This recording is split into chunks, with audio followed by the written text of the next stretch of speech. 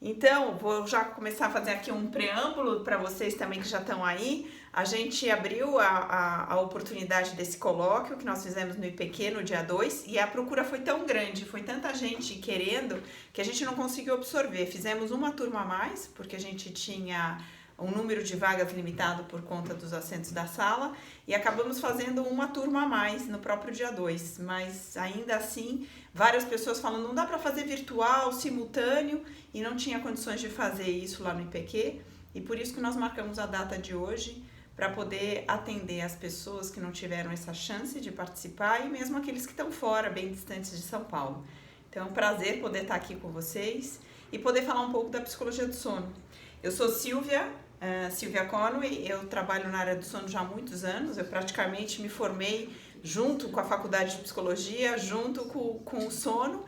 Eu era estagiária lá no Instituto do Sono, em 1996 que eu comecei a trabalhar com sono e estudar sono. Então é um prazer poder estar agora compartilhando com vocês todos esses conhecimentos acumulados, tanto teórico quanto prático. E a psicologia do sono está bem mais formatada.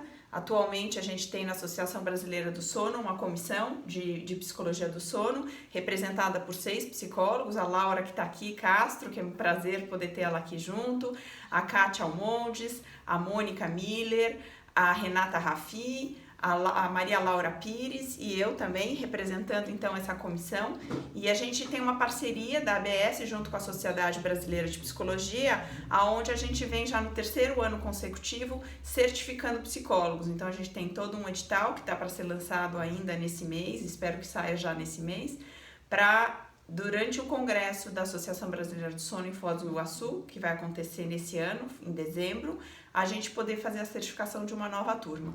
Então, quem está aí também assistindo a gente, que já vem atuando na área do sono e já tem aí uma bagagem teórica e prática e puder participar dessa prova, vem que a gente também faz uma força aí nesse movimento de levar a psicologia cada vez mais para dentro, a psicologia do sono para dentro da psicologia e a psicologia para dentro da área do sono, né? Tá bom? Então, muito bem. Ju, eu acho que eu já vou começar falando. Tudo bem? Tem mais gente entrando. Aê, Jorge! Welcome! Agnes. Depois tem uma outra pessoa com um nome institucional. Muito bem, tá tudo bem aí? Conexão de todos? Então, vamos lá. Então, a proposta de hoje é a gente poder falar um pouquinho do que é a atividade, né, do psicólogo dentro da área do sono. E para isso, a gente vai começar falando um pouquinho... Pode começar, vamos lá. Eu trouxe essa imagem, que eu acho que é uma imagem que traz, espero que dê para vocês verem, é uma imagem de uma criança junto com um adulto que está dormindo, a criança recebe a mão desse adulto como se fosse um momento de acolhimento e amparo, e isso remete bastante também, não só à nossa história de vida, acho que todos nós tivemos algum momento de alguém que veio nos amparar, e a gente também, de algum jeito, pode ter amparado um filho, um sobrinho, um amigo em algum momento do sono, por um pesadelo, ou até por um medo que a pessoa estava sentindo por alguma questão da vida e antes do início do sono um pouco mais ansiosa. E esse é um amparo que até a própria psicologia, na psicanálise, retomando Freud, o quanto o sonho é explorado, né? O sonho, um pesadelo, alguma coisa que afete a pessoa e a necessidade do apoio psicológico, a compreensão daquele símbolo que está aparecendo no sonho e o apaziguamento para a retomada do sono. Então isso é bastante interessante, pode passar. Mas aqui a gente vai falar hoje uma parte da psicologia do sono, além dessa abordagem mesmo da interpretação dos sonhos, entender o sono, o que afinal de contas a gente dorme 1/3 das nossas vidas e a gente passa dormindo. E é uma fase extremamente importante dormir, porque ela faz, além do processamento do inconsciente, que a gente sabe bastante disso através dos sonhos, ela também faz toda a parte de processamento da vigília. Então, tudo que a gente aprende durante o dia, a gente memoriza e realmente consegue fazer uma conexão com as informações que já existem no nosso arcabouço de memória e de conhecimento a partir do sono. Também prepara o organismo para essa vigília. Então, quando a gente dorme, a gente cria a oportunidade da gente poder ter uma condição cognitiva para o dia seguinte aprender mais coisas. E fora isso, vários metabolismos, vários processos fundamentais para a sustentação desse organismo durante o dia, eles dependem do sono. Por exemplo, a secreção do hormônio do crescimento, ele acontece durante o sono, por isso que é tão importante a gente também ter o sono para a criança, porque é ali que ela vai ter a condição dela também crescer e se desenvolver como um organismo. Também a parte da imunidade, existem estudos mostrando que quando um grupo de pessoas, 2 grupos de pessoas imunizadas, um é privado de sono, que o outro dorme normalmente, aquele que é privado de sono fica também com uma imunidade rebaixada. Então, vários estudos foram sendo feitos e mostrando a importância do sono para o funcionamento do organismo. E fora isso, uma coisa que é extremamente importante é pensar no sono como um fenômeno ritmo, né? A gente tem as estações da natureza, primavera, verão, outono, inverno, o claro e o escuro, que varia de acordo com a luz do sol, que o sol nasce e ele se põe, e isso também dá um ritmo para o nosso ciclo vigília-sono. Então o sono é rítmico, ele é composto por fases de sono, que a gente vai falar mais adiante, que são rítmicas e eu vou mostrar isso. E uma questão também bastante importante é pensar no sono como um fenômeno universal. Então, todos os seres dormem, não importa qual é a cultura, se ele está aqui uma cultura ocidental, se é uma cultura indígena, aborígene, todos dormem. No entanto, esse sono, ele é expresso por um comportamento de dormir que pode ser modelado pela cultura. Então, nós dormimos em cama aqui em São Paulo, se você for para a região Nordeste, Norte e Nordeste, você vai ver mais pessoas dormindo em rede, até com dificuldade de dormir em cama.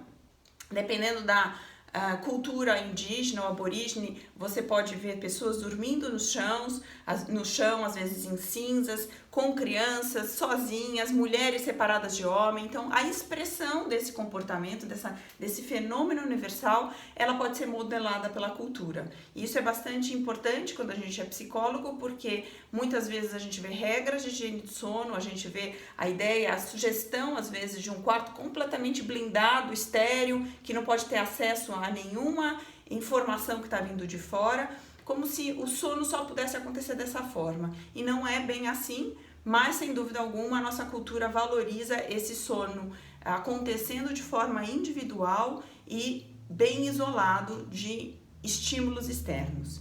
Então pode passar para a próxima. Aqui é uma divisão em pizza, espero que vocês possam ver pelo brilho da tela. Eles têm 4 fases, são os estágios que a gente chama os estágios de sono. Então o sono ele é dividido em 4 fases, sono 1, 2, 3 e REM. REM porque Rapid Eye Movement é uma fase que tem surtos de movimento rápido dos olhos. Só um instantinho. Você tá vendo as perguntas? Qualquer coisa você vai. Tá. Deixa eu falar uma coisa, Elise, você pediu para participar do vídeo e a gente não tá liberando só porque senão são muitos rostinhos aqui e aí pode gerar um pouco de confusão. Espero que você esteja podendo pelo menos visualizar bem, tá bom? E bem-vindo quem tá chegando aí. Bom, então essas 4 fases, elas são divididas de acordo com o traçado eletroencefalográfico, ele é bem diferenciado. E o sono 1 é bem um sono da transição da vigília para o sono. É aquele sono que quando a gente está iniciando, alguém entra no quarto e mexe na gaveta e diz assim, fica quietinho, que a Joana está dormindo. E a Joana diz assim, não, eu não estou dormindo, eu estou acordada.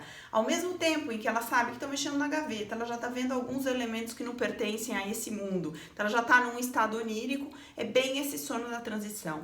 O sono 2 já é um sono em que a pessoa tem uma percepção de que ela está dormindo, e se isso acontece, ela fala, gente, faz silêncio aí que eu estava dormindo. Então ela já desperta, ela tem consciência dessa despertabilidade.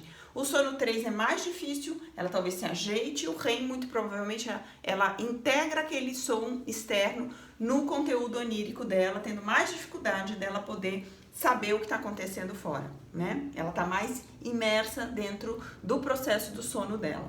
Essas fases, elas são distribuídas num tempo total de sono específico para cada organismo, tem uma necessidade de tempo de sono específico, ela tem uma distribuição que a gente chama de qualidade do sono, que é o sono 1 é 5 a 10% do tempo total de sono, o sono 2 é 40 a 45% do tempo total de sono, o sono 3, 20 a 25% e o sono REM, 20 a 25%.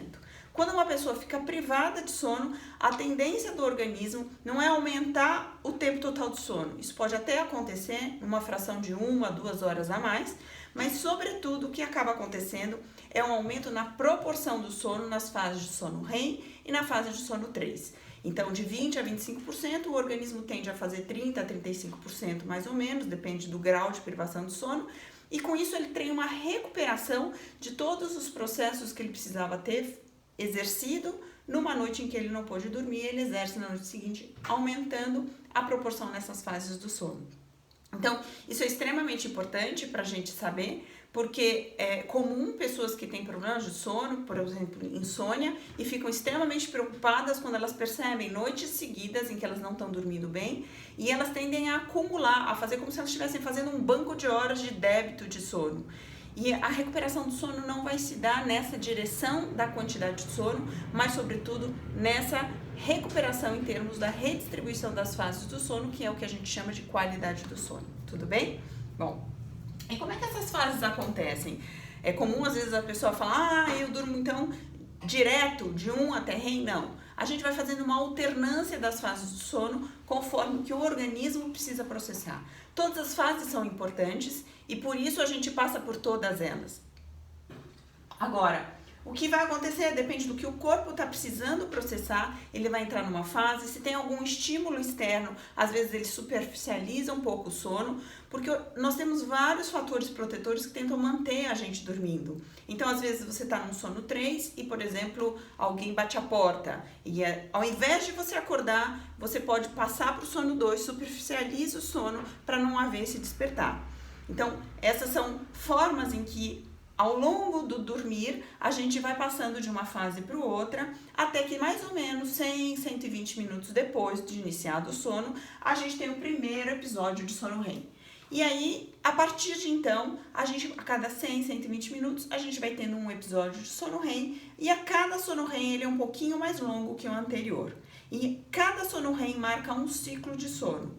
E nós temos de 4 a 6 ciclos de sono durante a noite. Tudo bem? Pode passar. A duração do sono também no adulto, essa aqui é uma distribuição de Gauss, talvez não dê para vocês verem a curva pela falta de contraste da luz. E está invertida também a tela. Aí também está invertida a tela, é verdade, vocês estão espelhados. Mas para vocês terem uma ideia, que é uma distribuição normal. Então, tá travando muito? Alguém mais está tendo problema para travar? Tem uma pessoa aqui comentando que está travando. Vocês puderem dizer para mim se está tudo ok?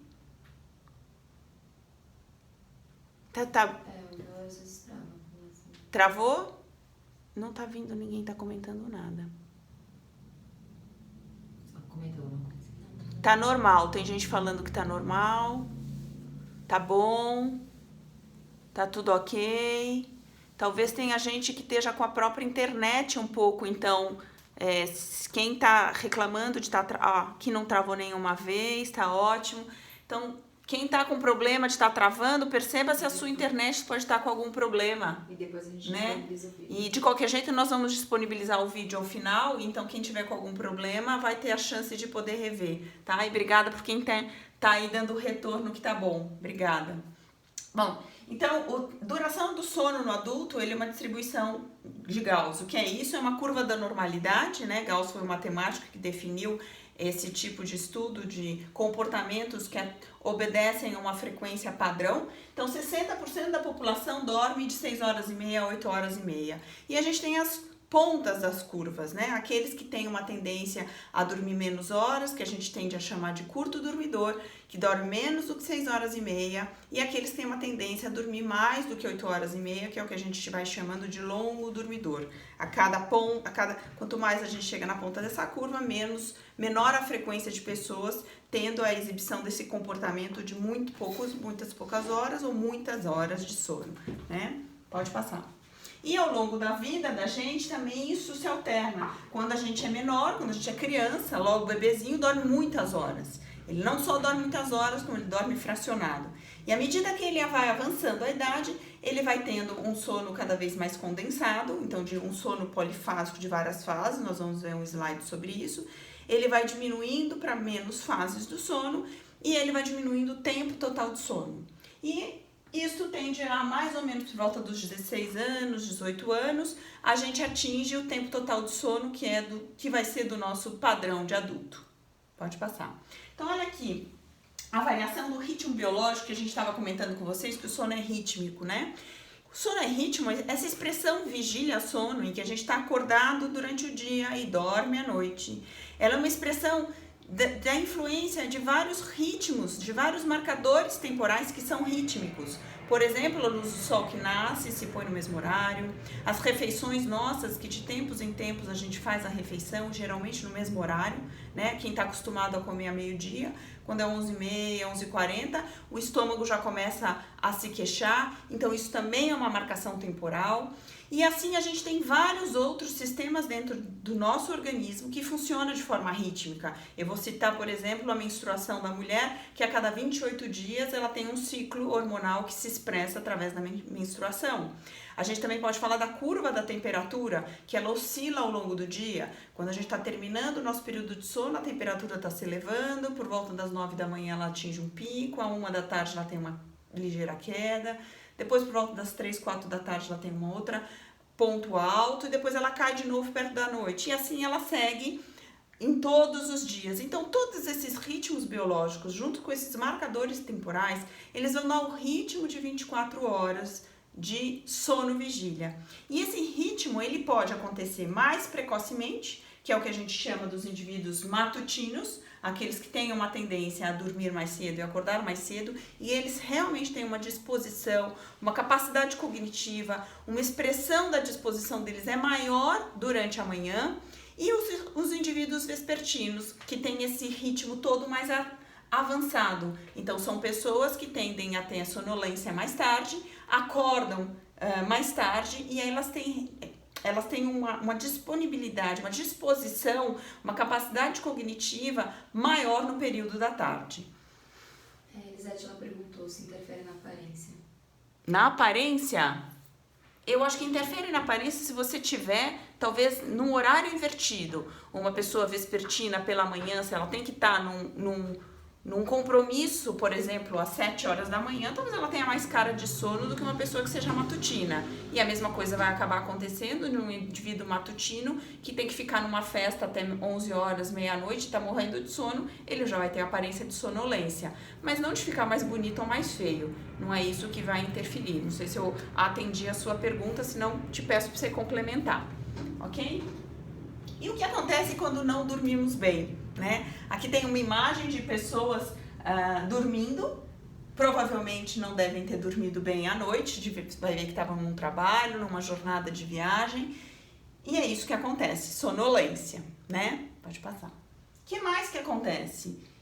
Para você, eu vou falando aqui, mas eu quero que vocês também aí de casa possam ir pensando e fazendo a reflexão de que outros efeitos vocês reconhecem sozinhos do que nós estamos falando. Quando a gente não dorme bem, quando vocês não dormiram bem, o que aconteceu, né? Então, dor de cabeça, às vezes uma dificuldade de atenção, concentração, às vezes um prejuízo da memória, não conseguir se recordar, às vezes as palavras, é comum quem está com privado de sono, às vezes está pensando em umas coisas, mas não consegue vir a palavra, ou não lembra de alguma ação que tinha planejado fazer, né? Dor de cabeça é bastante comum, às vezes enxaqueca, pode passar. A fadiga também é bastante comum, aumento da irritabilidade, né? Essa alteração também do humor, a pessoa fica um pouco mais impaciente, intolerante. Não, volta. E também, eu acho que quando a gente está falando dessa questão da intolerância, da falta de humor, alteração de humor, a gente também está começando a falar de uma questão bastante associada com os problemas de sono, que são os distúrbios do humor, né? A ansiedade, a depressão, e isso é uma associação.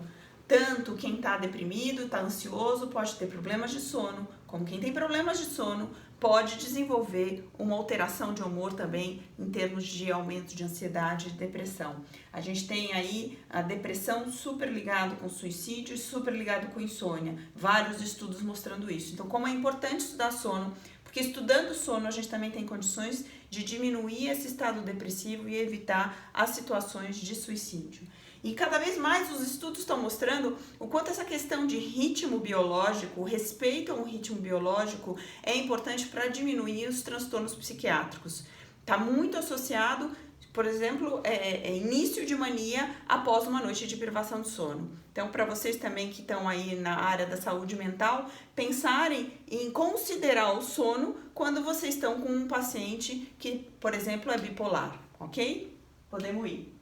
Outras questões importantes são as doenças cardiovasculares, as alterações metabólicas.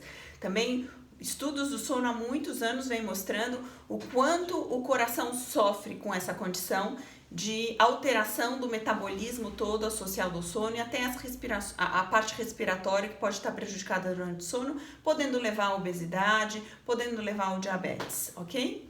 Muito bem.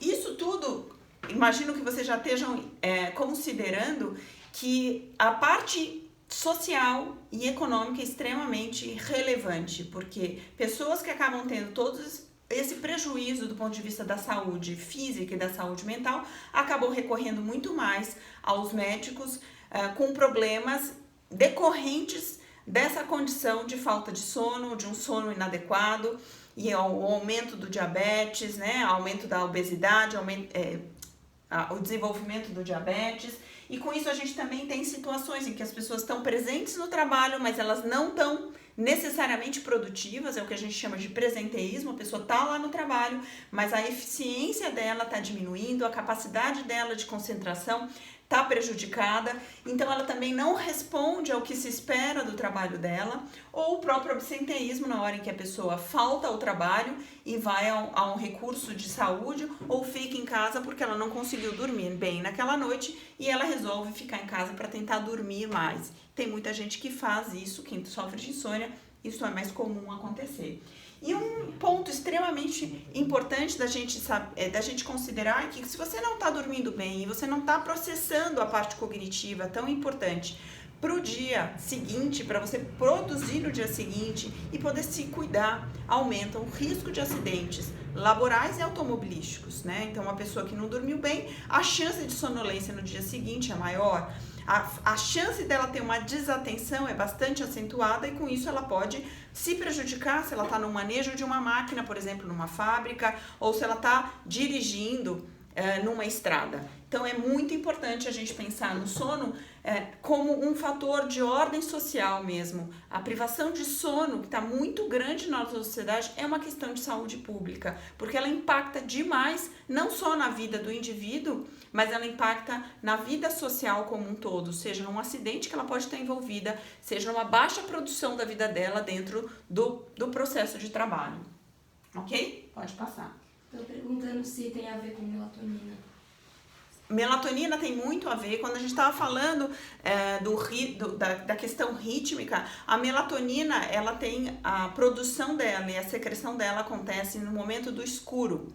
Na hora em que o sol se põe, o cérebro da gente começa a perceber que é noite, porque a fração de luz azul que tem dentro da luz do sol, que são 7 cores, a luz azul é que dá um indicativo de que é claro ou que é escuro. Então, na ausência da luz solar, a gente tem a informação de que é noite e com isso o nosso corpo começa a se preparar para dormir, secretando a melatonina. Então, sim, tem a ver. O que acaba acontecendo é que quem é matutino tem essa secreção um pouco mais precoce, quem é vespertino tem essa secreção um pouco mais retardada, mais atrasada um pouco no tempo, mas ambos produzem e a melatonina favorece também a consolidação, não só o início do sono, mas a consolidação do sono, tá bom? Tem a ver, quando eu falei para vocês que o ritmo da gente são vários elementos que tem um ritmo próprio, como a menstruação, ou como a temperatura, ou a própria melatonina, tem outros ritmos biológicos internos e que com os ritmos, com esses sinalizadores temporais da luz do sol, da refeição, o horário de dormir e acordar regular, a gente começa a fazer um ritmo de sono-vigília de 24 horas, tá bom? Então tem a ver também, não exclusivo, mas a melatonina é um importante desencadeador de uma série de informações de organização do nosso corpo. Obrigada pela pergunta. Então, quando eu estava falando dos problemas do impacto do sono, tem vários estudos mostrando o quanto existem custos diretos e custos indiretos envolvidos no problema de sono, seja uma privação de sono por falta de oportunidade para dormir, seja um transtorno do sono que acaba gerando as várias consequências de efeitos parecidos com a privação do sono, né? Então, custos diretos, a gente pode pensar em gastos com consultas, diagnósticos, hospitalizações, tratamento, medicamentos. São custos do próprio dinheiro do indivíduo, que ele acaba usando o recurso próprio para isso, mas também do seguro-saúde, do INSS, da própria empresa, quando ela faz esse subsídio. E custos indiretos tem a ver com a diminuição do rendimento, do risco laboral, do absenteísmo, né? Um custo indireto que recai sobre a empresa e sobre o consumidor também, ok? Muito bem. E o que leva a uma pessoa a não ter um sono satisfatório? Eu acho que eu já estou um pouco comentando isso para vocês, na medida em que eu falo da privação de sono e dos transtornos do sono. Pode voltar. Então, privação de sono. A gente tem a privação de sono, a gente pode ter por um efeito medicamentoso e a gente pode ter a privação de sono também por um problema comportamental, né? A diminuição do tempo total de sono. Uma pessoa que eventualmente precisa, por exemplo, ter uma jornada de trabalho longa, onde ela trabalha também longe de casa e quando ela chega em casa ela tem muitas tarefas. Uma pessoa com essa condição às vezes não tem chance de dormir o tempo necessário para ela e com isso ela acaba tendo um efeito de privação de sono, né? Transtornos do sono, a gente tem aí vários grupos de transtornos do sono, nós vamos comentar um pouco sobre cada um deles para poder dizer o que o psicólogo faz na área do sono. E jet lag social, que tem a ver com esse ritmo biológico interno que está em desalinhamento, em discordância com o ritmo social. Então, nós temos uma sociedade que acontece mais no período do dia e começa muitas vezes às 8 da manhã, às vezes 7 da manhã, e às vezes a gente tem um organismo, por exemplo, mais vespertino, que só vai acordar e tá bem, mais disposto por volta das 10, mas ele tem que estar no trabalho às 8 da manhã. Então, essa discordância é o que a gente chama de jet lag social. Né? Vamos lá. Privação de sono. A gente sabe que cidades com maior densidade populacional, que tem a gente com um trabalho mais ativo, trabalhadores com uma agenda mais comprimida, sobretudo jovens, acabam tendo mais problemas de sono do que pessoas que vivem numa cidade menos tão densamente povoada, né? Ou que trabalhem menos ou que estejam fora dessa faixa etária, que é uma faixa de bastante produção, seja acadêmica, seja de trabalho. Pode passar. E também tem um estudo bem interessante americano de 2015 mostrando que 38% de uma população que eles entrevistaram já citaram ter adormecido durante o dia. E olha só que perigo, 4,7% dessa população entrevistada relatou ter dormido no volante, enquanto dirigia, né? Então isso é bastante gritante e quando a gente pega a fase da idade entre 25 e 45 anos, isso é maior. Aqui vocês não conseguem enxergar porque a letrinha é pequenininha, mas 25 a 45 anos é onde esse percentual é maior quando comparado com pessoas mais jovens do que 25 ou mais velhas do que 45. Então, as pessoas que estão nessa fase mais ativa, de maior atividade, mais requisitada, tendo filho, trabalhando, tendo muitas funções, são as pessoas mais prejudicadas com o sono e que tendem a adormecer em situações extremamente desconfortáveis, seja porque ela está no ambiente de trabalho, mas sobretudo quando ela está numa situação de risco, como dirigindo ou movimentando uma máquina. Muito bem. Aqui também é um estudo americano mostrando, comparando 1942, eu fiz um destaque mostrando como em 1942, 11% da população entrevistada naquela ocasião dormia menos do que 6 horas. E olha, prestem atenção nisso, quando você pega 1990 até 2013, foram 4 anos aqui levantados, essas pessoas saltaram, a proporção de 11% que dormia menos do que 6 horas, salta para a faixa dos 40%. Então, a partir de 1990, a gente tem uma marca bastante expressiva das pessoas dormindo menos horas. E são os mesmos seres humanos, né? Quer dizer, não são as mesmas pessoinhas, mas é o mesmo organismo. A gente, em pouco tempo assim, em 40 anos, 30 anos, 50 anos, não tem uma expressão desse comportamento tão diferenciada. Do ponto de vista fisiológico, do ponto de vista da necessidade fisiológica de recuperação.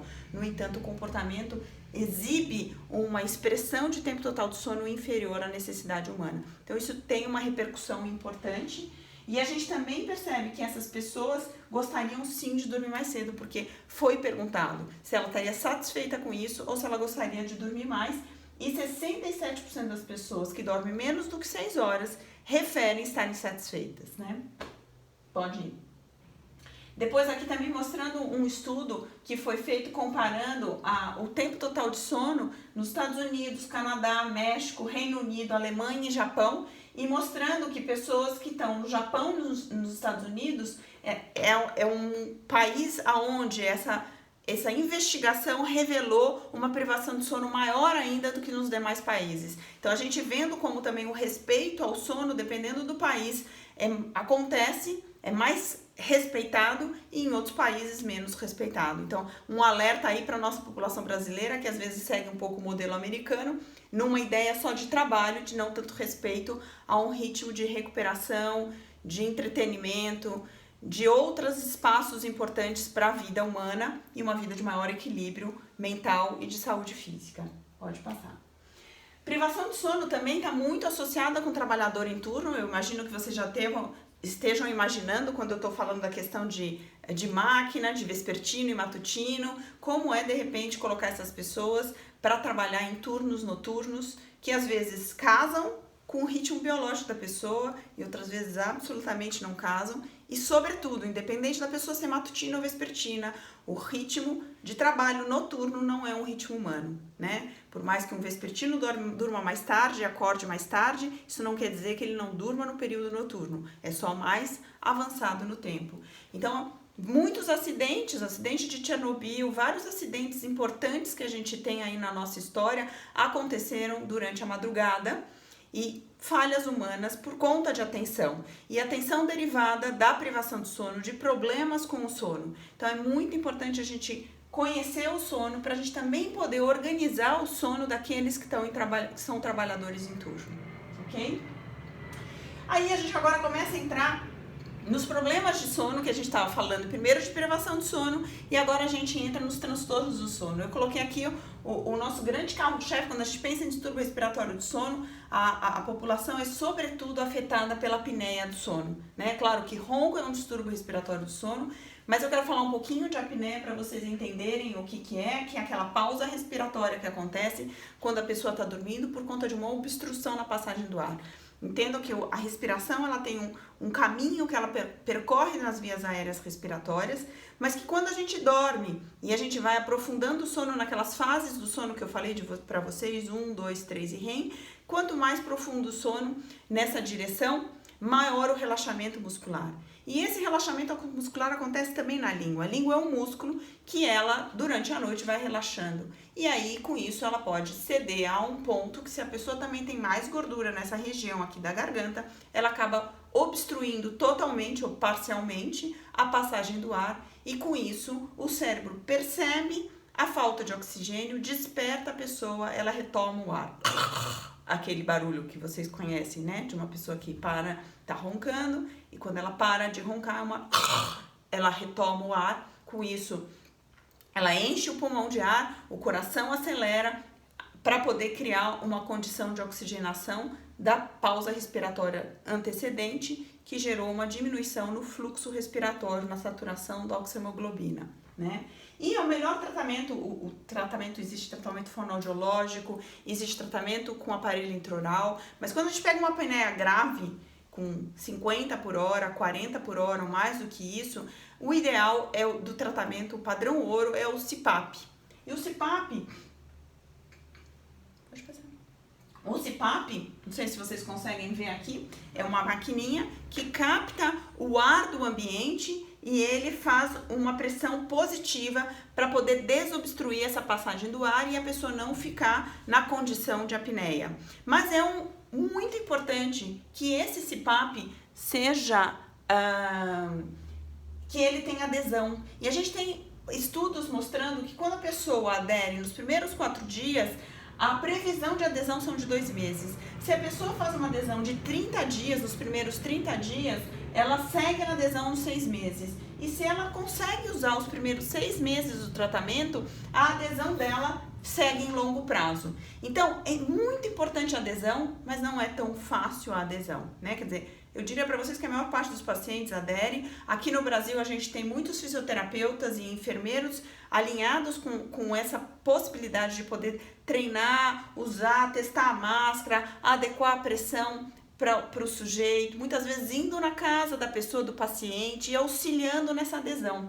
Mas existem pessoas que têm uma resistência maior à adesão, seja por uma questão claustrofóbica, né? Às vezes ele pode, na hora em que ele coloca a máscara, ele tem uma resistência em uso por conta mesmo de um sintoma de claustrofobia, e aí a abordagem psicológica é extremamente importante, ou por uma resistência de fatores psicossociais, psicológicos envolvidos, que aí entra o psicólogo também, à medida em que algumas pessoas têm vergonha do uso de CPAP, às vezes não tem o apoio do cônjuge, então o psicólogo pode envolver esse paciente, muitas vezes trazendo esse cônjuge para uma conversa e auxiliando no processo educacional, no esclarecimento, numa condição de amarrar as questões que estão psicológicas, criando uma resistência, uma dificuldade de adesão. Porque se o paciente não adere no início, como vocês viram naquela tabela que eu citei para vocês, a dificuldade de adesão fica prejudicada a longo prazo. Então, é muito importante um paciente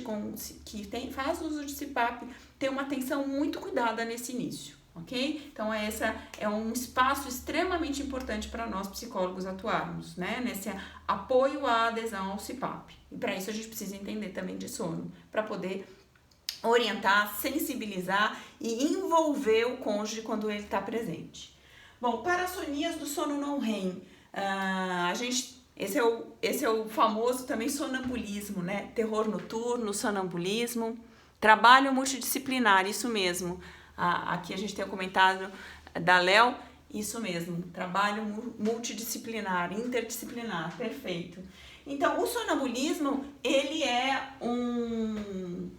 uma parassonia que acontece durante o sono 3, e ele ele pode ser precedido pelo terror noturno, que é aquela manifestação que geralmente criança por volta dos 3 anos tem, aonde ela acorda, ela tem um momento de taquicardia, e ela tem, assim, os olhos estão muitas vezes abertos, e ela grita, e a mãe recorre a ela e tenta acalmar, e ela muito agitada, e dali a pouco ela deita e volta a dormir. Então, esse é o terror noturno, é uma manifestação que acontece em muitas crianças. Sonambulismo também acontece nas crianças porque ela tem uma imaturidade do sistema nervoso central.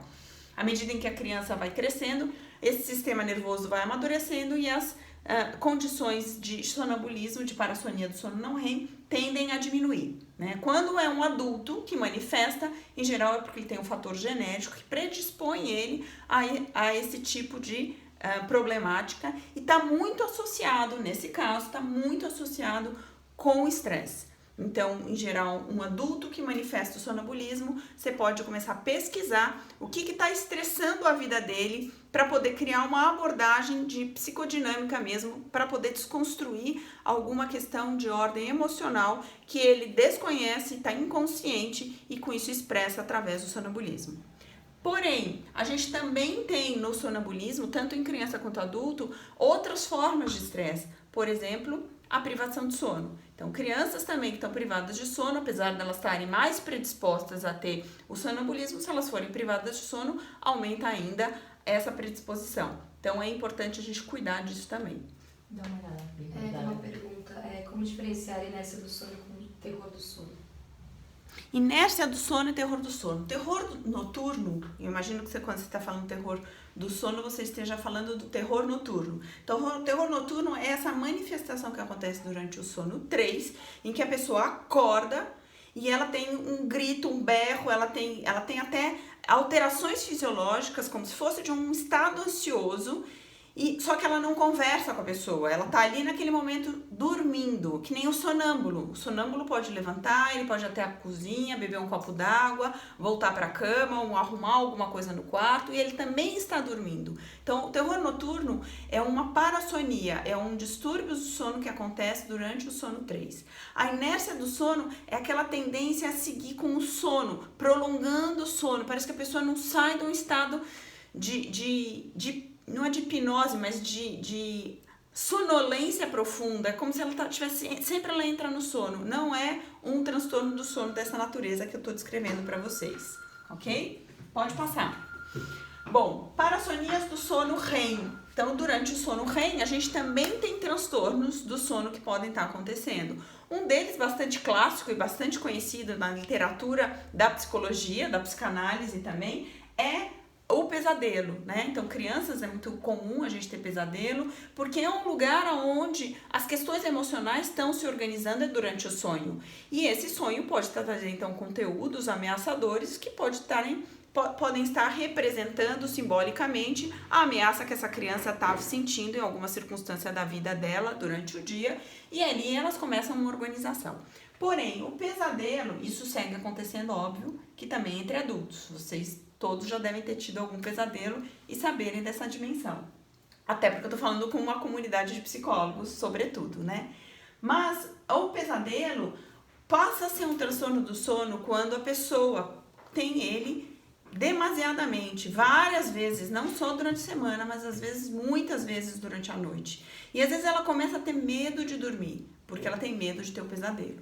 Então, ela começa a evitar o sono porque ela quer evitar o pesadelo. Então, nessa hora, ela precisa de ajuda, sim. Uma ajuda médica, às vezes, para poder criar uma condição farmacológica de contenção dessa expressão, e uma psicológica, sem dúvida alguma, porque ela pode estar traumatizada, ela pode estar com alguma questão muito forte que se expressa ali, e aí a abordagem psicológica é extremamente importante para poder dar vazão a essa questão, trazer para a consciência e poder dissolver qualquer conflito emocional que essa pessoa desconheça ou não esteja sabendo lidar de uma forma eficaz e saudável. O transtorno comportamental do sono REM, ele acontece sobretudo em homens, né? É mais presente nos homens após os 50 anos, e é um momento em que a pessoa está no sono REM. Durante o sono REM, existe a tonia completa dos músculos, né? É uma ausência de tônus muscular, porém, quem tem essa parassonia acaba tendo a expressão do comportamento onírico. Então, se ele está sonhando que ele está brigando, ele briga. Se ele está sonhando que ele está correndo, ele corre. Então, ele está no sono REM, onde deveria ter a tonia do músculo, e ele tem movimento dos músculos conforme o que ele está sonhando, né? Então, é um transtorno bastante complicado, porque além dele machucar o cônjuge, muitas vezes ele cai. E aí ele pode se machucar. E aí vocês podem imaginar também o que é uma pessoa com mais de 50 anos, 60, às vezes 70 anos, caindo da cama, onde os ossos já não são tão fortes, então a pessoa pode se machucar bastante, né? E muitas vezes ele está associado também com condições neurológicas. Então é um transtorno que quando a gente percebe a existência dele, a gente tem que cuidar. O neurologista tem que estar junto acompanhando, tá bom? Obrigada. Vamos lá. Parassonia aqui também a gente trouxe a paralisia do sono. Paralisia do sono, ela acontece, é um estado em que a pessoa está acordada, mas ela não movimenta o corpo. Então, ela sabe que ela está acordada, mas ela não tem ainda a descarga para a movimentação do corpo, não aconteceu. Então, ela acontece muitas vezes ou da vigília na entrada do sono, ou da saída do sono para a vigília. E o mais comum é da saída do sono para a vigília, pode acontecer também entre as fases do sono, mas geralmente está associada a essa condição da vigília para o sono, do sono para a vigília. Então a pessoa acorda, ela sabe que ela acordou, ela mexe os olhos, mas ela não mexe o corpo. E é uma questão de segundos, porque mais um pouco o corpo dela reage. Mas imagina a pessoa tendo pela primeira vez a paralisia e o desespero, porque geralmente o que essas pessoas pensam é que ela pode começar a ter uma pausa respiratória, porque se ela não está conseguindo mexer o corpo, ela começa a imaginar até onde pode chegar essa paralisia. Então ela começa a ficar muito ansiosa. E aqueles segundos, que são poucos, parecem muitos minutos, né? Muito bem. Hipersonolência de origem central, também aqui eu estou trazendo o principal transtorno é a narcolepsia. Então, narcolepsia é uma condição de alta sonolência, onde a pessoa adormece em condições assim inesperadas e não porque ela está privada de sono. Isso é extremamente importante. Uma coisa é a privação de sono que gera sonolência, mas a pessoa não dormiu. A outra coisa é a narcolepsia, onde a pessoa dorme muito e dorme muito vários momentos do dia, porque ela tem uma pressão de sono acontecendo ao longo do dia dela, em que ela não consegue conter, independente do número de horas que ela dormiu. E quando ela inicia esse sono, é como se ela fosse roubada, a vigília dela fosse completamente roubada, porque o sono entra e muitas vezes ele já entra no sono REM direto. Então, se o sono REM normalmente ele acontece a cada 100, 120 minutos, o primeiro episódio vai acontecer a cada 100, 120 minutos, no narcoléptico ele pode entrar direto em sono REM. Então a pessoa pode estar guiando e ela adormece. Então é uma condição que geralmente ela se manifesta no adulto, né? É mais raro acontecer em crianças, e quando ele se manifesta no adulto, o adulto está às vezes numa atividade profissional e ele começa a perceber que ele não consegue manter a atenção, ele não consegue manter a eficiência, às vezes ele dorme, ele adormece. Então imagina um adulto mexendo com uma máquina e de repente ele adormece nesse momento porque ele não consegue conter. Não é uma sonolência que a pessoa consegue se programar. Então é bastante grave, ela tem uma repercussão social altíssima, psicológica e social extremamente importante. Então, o apoio psicológico ele é importante, tanto do ponto de vista da organização do ritmo de sono dessa pessoa, porque de fato você tem que fazer escalas de cochilo organizados de acordo com a vida dessa pessoa, na prática dela, seja acadêmica, seja laboral e seja doméstica. E você também tem que dar esse amparo todo para ela aprender a viver, porque não tem cura, você tem um controle da situação, mas a pessoa pode continuar trabalhando, isso não é nenhum impeditivo, mas você tem que dar essa condição, essa contenção psicológica toda que se altera por conta de uma vida que ela tinha de um determinado jeito, ela passa a ter que aprender a viver a vida e se relacionar com a vida através e junto com a narcolepsia. Então, é extremamente importante dar esse amparo, esse suporte, às vezes também fazer esse apoio do ponto de vista do trabalho, para que a equipe saiba e, sobretudo, para que essa pessoa aceite essa condição e crie as condições favoráveis para ela ter uma vida saudável. A gente está terminando esse primeiro período aqui que a gente tem de 1 hora, porque quem chegou depois talvez não tenha visto, a gente tem só 1 hora de duração aqui no Instagram. Então, talvez a gente possa encerrar aqui e já abrir. O que você acha, né? O próximo, só muda o slide. O próximo nós vamos falar um pouquinho de distúrbio movimento. E depois a gente já vai falar de insônia, que é o nosso grande carro-chefe aí da insônia, da psicologia do sono. Então, não percam. Eu vou agora desligar e eu já vou ligar, tá bom? Como diferenciar a inércia do sono com o terror do sono, terapias alternativas ajudam? Sim, ajudam. A gente já fala disso, então a gente desliga e liga de novo, tá bom?